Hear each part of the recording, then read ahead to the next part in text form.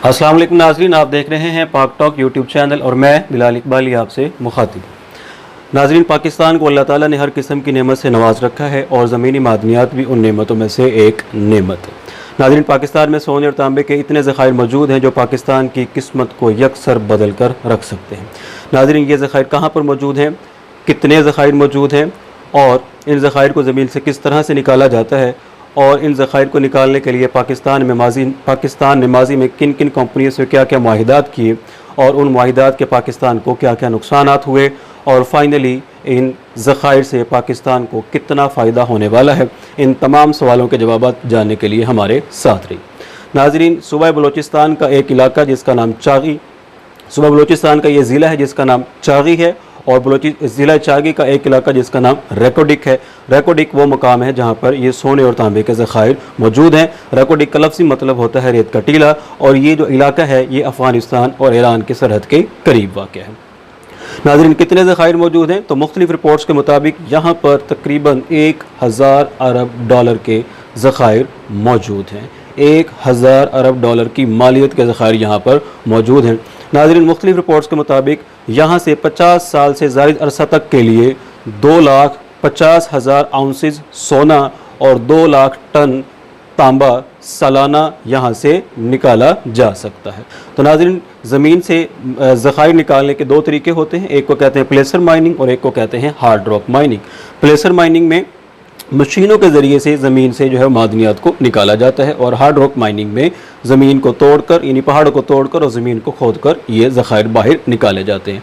तो ज़खायर निकालने के इस प्रोसेस को माइनिंग का प्रोसेस कहते हैं। फिर उसके बाद का प्रोसेस होता है रिफ़ाइनिंग। रिफ़ाइनिंग में ये होता है कि ये जो ज़खायर होते हैं मतलब सोना या तांबा होता है, इनसे जो है वो रेत, मट्टी, कंकर, इस तरह के पत्थर वगैरह के जो ज़र्रात हैं उनको अलहदा करने का प्रोसेस शुरू किया जाता है। ये दोनों ही प्रोसेस जो है नाज़रीन बहुत ज़्यादा एक्सपेंसिव और पाकिस्तान के पास इन दोनों प्रोसेस के लिए कोई फैसिलिटी मौजूद नहीं है।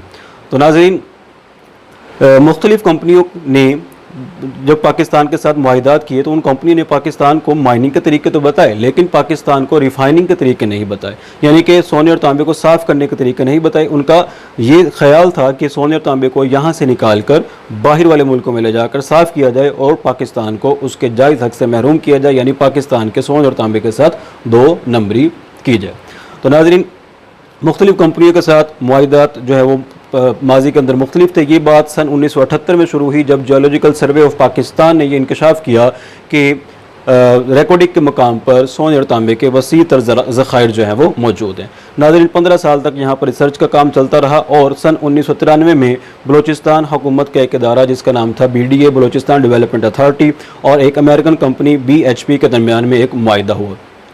मुआहिदे का नाम छजवा था चागी हिल एक्सप्लोरेशन जॉइंट वेंचर एग्रीमेंट। इस मुआहिदे के मुताबिक, इसकी शिक को ज़रा दिल थाम कर सुनिएगा, इस मुआहिदे के मुताबिक यहाँ से जितना भी सोना और तांबा निकलेगा उसका सिर्फ 25% हिस्सा बलूचिस्तान को मिलेगा और 75% हिस्सा जो होगा वो कंपनी का होगा। खैर, सन 2000 में इस BHP ने अपने जो 75% शेयर थे वो एक दूसरी कंपनी जिसका नाम मिनको रिसोर्सेज था उसको बेच दिए और मिनको रिसोर्सेज ने दोबारा मुआहिदा किया। उस मुआहिदे में एक शिक शामिल की कि अगर बलूचिस्तान हुकूमत और कंपनी के दरमियान में कोई इशूज़ आ जाते हैं, कुछ इख्तलाफात आ जाते हैं तो उनका हतमी फ़ैसला आलमी अदालत करेगी, international court for the settlement of investment disputes, ये अदालत का नाम है, ये फ़ैसला करेगी, ना कि पाकिस्तान के सुप्रीम कोर्ट।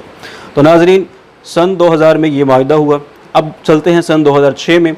सन 2006 में जो माइनिंग का लाइसेंस था वो अल्टीमेटली किसके पास आ गया? टिथियान कॉपर कंपनी के पास। टिथियान कॉपर कंपनी 2 कंपनियों का एक जॉइंट वेंचर है। इसमें चिल्लई की एंटाफागेस्टा और कनाडा की बेरिक गोल्ड, ये दोनों कंपनियां शामिल थीं। दोनों कंपनियों का 50% जो है वो टिथियान कॉपर कंपनी में है।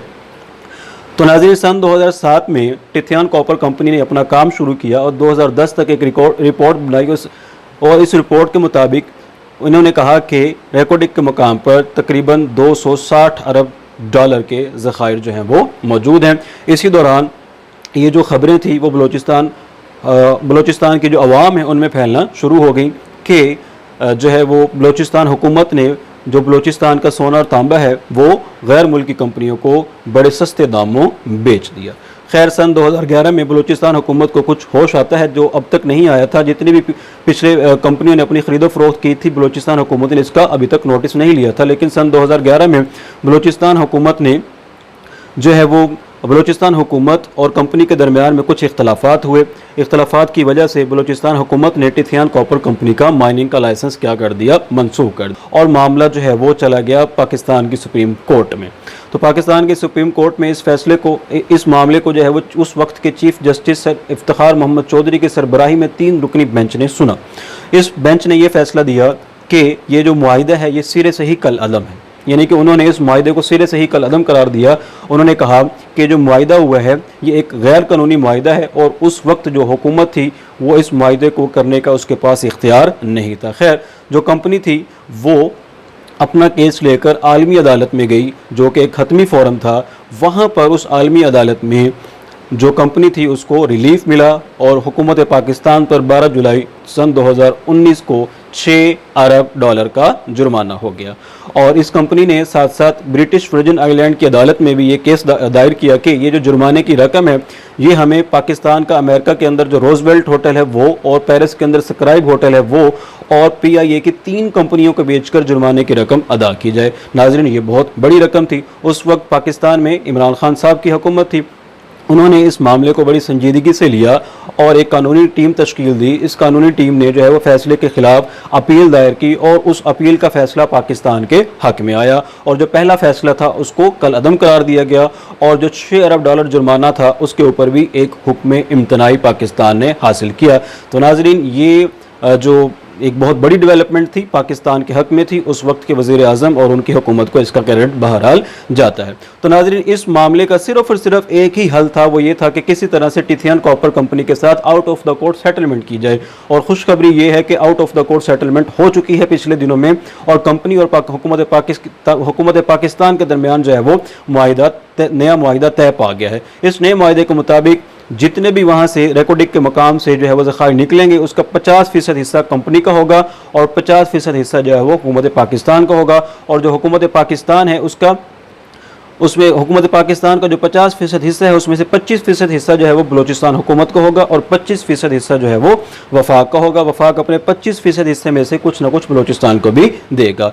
और इसके साथ साथ जो है वो वहाँ पर कोई 8000 के करीब नौकरियाँ पैदा होंगी और वहाँ पर बलूचिस्तान में जो है वो इंफ्रास्ट्रक्चर का काम भी किया जाएगा। यहाँ पे मतलब वहाँ पे सड़कें बनेंगी, वहाँ पे नए इंस्टीट्यूशंस बनेंगे, वहाँ पे लोगों को मज़ीद जो है वो रोज़गार मिलेगा जिससे बलूचिस्तान और पूरे पाकिस्तान में खुशहाली आएगी। नाज़रीन, यहाँ पर एक सवाल ये उठता है कि सन 1993, सन 2000, सन 2006 में जिन लोगों ने मुआहिदात किए थे वो अभी तक बेनकाब नहीं हुए। वो किरदार अभी भी पोशीदा हैं और हो सकता है माजी में भी ये किरदार क्या रहे, पोशीदा ही रहें। अब तक के लिए इतना ही, मिलते हैं हम अपनी अगली वीडियो में, तब तक के लिए अल्लाह।